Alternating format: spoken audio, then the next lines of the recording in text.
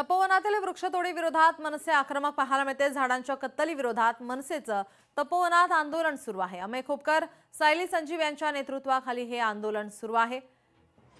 तपोवनातील वृक्षतोडी विरोधात मनसे आक्रमक पाहायला मिळते, आंदोलन करते। झाडांच्या कत्तली विरोधात मनसेचं हे आंदोलन सुरू आहे।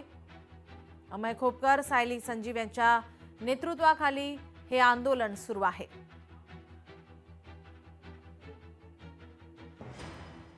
तपोवनातील या ठिकाणी झाडांची तोड होणार आहे। झाडांच्या कत्तली विरोधात आता मनसे आक्रमक पाहायला मिळते। या वृक्षतोडी विरोधात मनसे आक्रमक झालेली आहे, आंदोलन केलं जात आहे।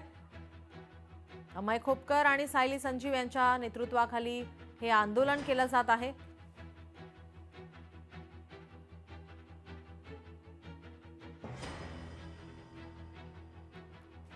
तपोवनातील वृक्ष हे 100 वर्ष जुने आहेत आणि या वृक्षतोडी विरोधात अनेक पर्यावरण प्रेमी असतील, त्याचप्रमाणे आता मनसे सुद्धा आक्रमक भूमिका घेताना पाहायला मिळते, आंदोलन करताना पाहायला मिळत आहे। मंत्री गिरीश महाजन यांनी पुन्हा एकदा या ठिकाणी जाऊन पाहणी केलेली आहे, तर अभिनेते शयाजी शिंदे हे सुद्धा या ठिकाणी पाहणी करून गेलेले आहेत। त्यांनी सुद्धा या वृक्षतोडीला विरोध दर्शवलेला आहे आणि त्यानंतर आपण पाहतोय मनसे सुद्धा या झाडांच्या कत्तली विरोधामध्ये आता आक्रमक झालेले आहे, आंदोलन करत आहे। तर या ठिकाणी अमेय खोपकर, सायली संजीव यांच्या नेतृत्वात हे आंदोलन सुरू आहे। तर या ठिकाणी दिग्दर्शक महेश मांजरेकर यांनी अमेय खोपकर यांच्या या आंदोलनाचं कौतुक केलेलं आहे, त्यांना पाठिंबा दर्शवलेला आहे। आपले प्रतिनिधी महेश महाले आपल्यासोबत फोन लाईनवरून जोडलेत। महेश, काय अधिकची माहिती? अगदी खरे, आपण जर बघितलं असेल तर मनसेचे पदाधिकारी जे आहे ते आता नाशिकच्या तपोवनमध्ये पोहोचलेले आहे आणि या ठिकाणी तपोवनातील जो वटवृक्ष आहे त्या ठिकाणी ते दाखल झालेले आहे। तपोवन वाचवाची जी मोहीम आहे ती त्यांनी हाती घेतलेली आहे। एकूणच नाशिकच्या या तपोवनामध्ये साधुग्राम उभारलं जाणार आहे आणि या ठिकाणी जी झाडं आहेत, जवळपास 1800 झाडं आहेत, त्यांची वृक्षतोड केली जाणार होती आणि हाच सगळा जो मुद्दा आहे तो आता आक्रमक झालेला आहे आणि विविध संघटना असतील, विविध राजकीय पक्ष असतील, हे आता आंदोलन करत आहे। गेल्या काही दिवसांपासून नाशिकच्या तपोवनाचा हा मुद्दा अगदी आक्रमकपणे गाजतोय आणि याची जे पडसाद आहे त्या अक्षरशः आपल्या दिल्लीपर्यंत गेलेले आहे। तिथे देखील अनेक खासदारांनी जे आहे ते पर्यावरण मंत्री यांना निवेदन दिलेले आहे का एवढ्या मोठ्या वृक्षांची कत्तल करू नये, साधुग्राम जरूर करावं।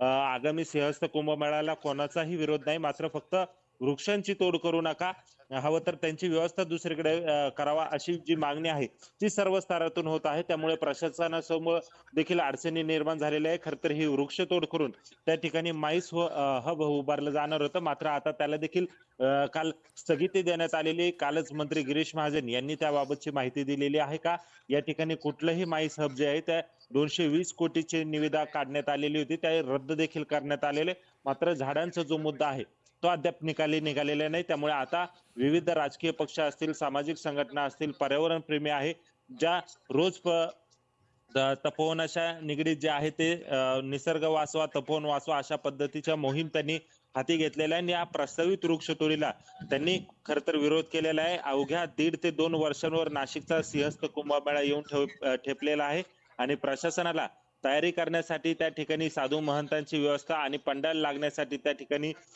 जागा नसल्याने ही वृक्षतोड करून त्या ठिकाणी हे साधुग्राम उभारलं जाणार आहे। याच्याच सगळ्या विरोधात जर बघितलं तर हे सगळे जे आहे ते केलं जाते। यामुळे खरं तर आता नाशिककर असतील किंवा बाकीच्या जे आहे ते सगळे आक्रमक झालेले आणि ही वृक्षतोड करू नये अशा पद्धतीची सातत्याची जी मागणी आहे ती त्यांनी केलेली आहे। आज याच्यामध्ये मनसे देखील उतरलेले आहे। मनसेच्या पक्षाच्या वतीने देखील आज या ठिकाणी आंदोलन केलं जातं। अमेय खोपकर असतील, सायली संजीव असतील, विविध अभिनेते जे आहेत ते या ठिकाणी दाखल झालेले आणि धन्यवाद महेश, आपण दिलेल्या या सविस्तर माहितीसाठी।